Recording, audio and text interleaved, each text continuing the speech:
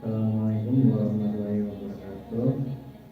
Bismillahirrahmanirrahim. Segala puji bagi Allah, salam, salawat serta salam yang tercurahkan kepada Nabi kita Muhammad SAW, dan semoga telah kita mendapatkan rahmatnya.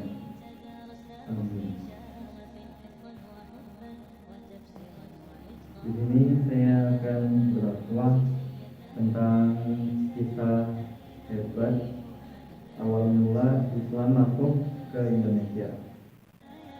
Awal mula Islam masuk ke Indonesia itu melalui jalur perdagangan,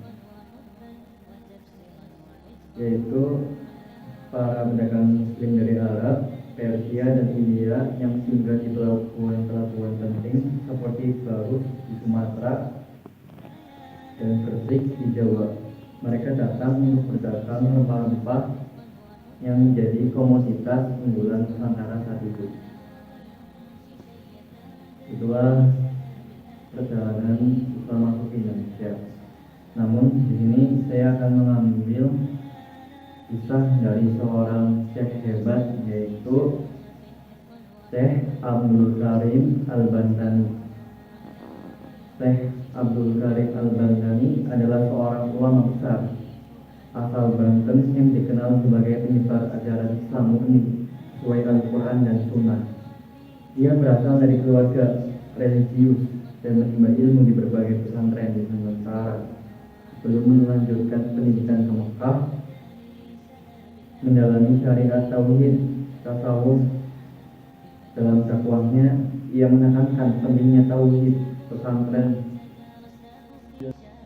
menjauhi syirik dan ibadah sesuai sunnah, sembari membangun pendidikan Islam melalui pesantren yang melahirkan banyak ulama. Syekh Abdul Karim juga membantu masyarakat dalam bidang sosial dan ekonomi dengan pengaruh yang besar dan memperkuat ajaran Islam di Banten dan sekitarnya. Warisannya berupa ajaran dan lembaga pendidikan terus berlanjut hingga kini.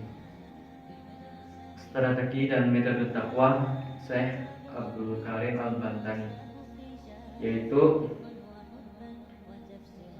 Syekh Abdul Karim Al-Bantani adalah ulama asal Banten yang berdakwah dengan metode strategi atau metode dakwah Syekh Abdul Karim Al-Bantani dalam menyebarkan Islam, yaitu diantaranya adalah berdakwah dengan metode damai, berpegang kepada Al-Quran dan Sunnah. Ia mendirikan pesantren sebagai pusat pembelajaran tauhid, fikih, dan akhlak. Dakwahnya menekankan permunian akidah, menjauhi syirik, dan menjalankan ibadah sesuai sunnah. Selain itu, ia juga mendekati masyarakat dengan cara sosial, membantu mereka dalam kehidupan sehari-hari. Metode dakwahnya yang bijak, penuh kasih sayang, memberikan pengaruh besar dalam perkembangan Islam di Banten. Peranan yang dilakukan Syekh Abdul Karim Al-Bantani diantaranya sebagai berikut. Yang pertama yaitu pendiri pesantren. Mendirikan pesantren sebagai pusat pendidikan agama yang mengajarkan Al-Quran, fikih, dan akhlak sesuai dengan Al-Quran dan Sunnah.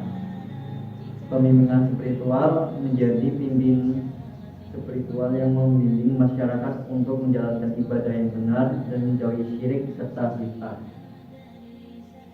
Ketiga, pendekatan sosial, membantu masyarakat dalam kehidupan sehari-hari, baik dalam aspek sosial maupun ekonomi, menjadikan takwa lebih mudah diterima.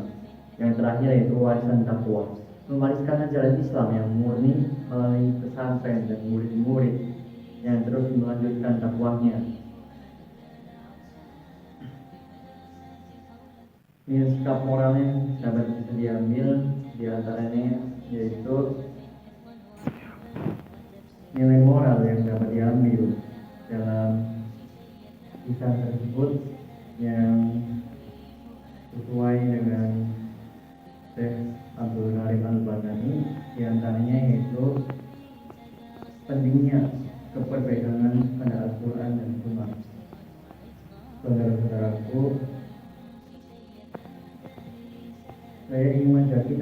untuk merenungkan dan memahami betapa pentingnya menjadikan Al-Quran dan Sunnah sebagai landasan utama dalam hidup kita.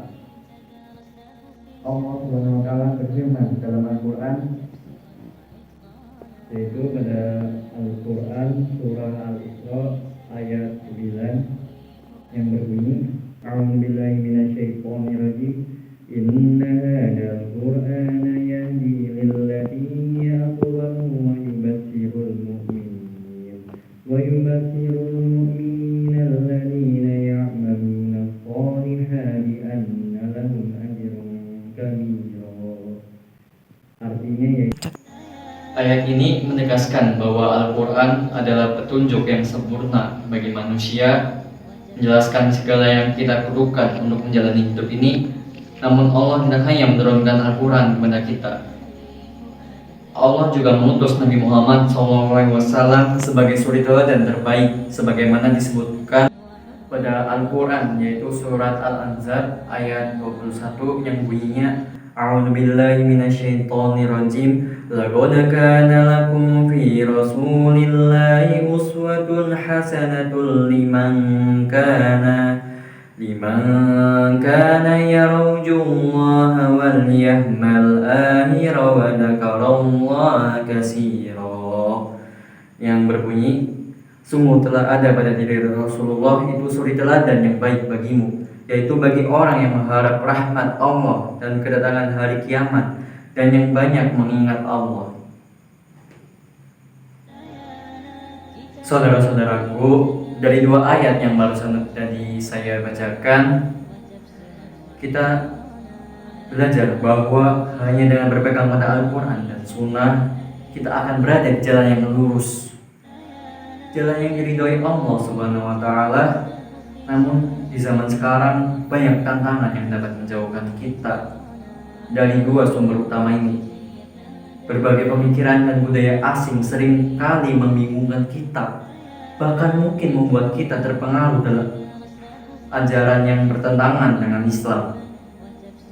Inilah mengapa kita harus menanamkan keyakinan bahwa Al-Quran dan Sunnah adalah paduan terbaik dalam setiap aspek kehidupan. Dalam ibadah, Al-Quran dan Sunnah mengajarkan tata cara yang benar. Dalam hubungan sosial, keduanya mengajarkan akhlak mulia. Bahkan dalam menghadapi masalah sehari-hari pun kita selalu bisa menemukan petunjuk di dalamnya. Nabi Muhammad SAW bersabda, Aku tinggalkan kepada kalian dua perkara, kalian tidak akan tersesat selama berpegang teguh pada keduanya, kitab Allah dan sunnah nabinya. Hadis riwayat Malik. Maka marilah kita perbuat komitmen kita untuk selalu merujuk kepada Al-Quran dan Sunnah dalam setiap dalam setiap keputusan yang kita ambil, baik yang kecil maupun besar. Jadikanlah keduanya sebagai pedoman utama kita dalam hidup.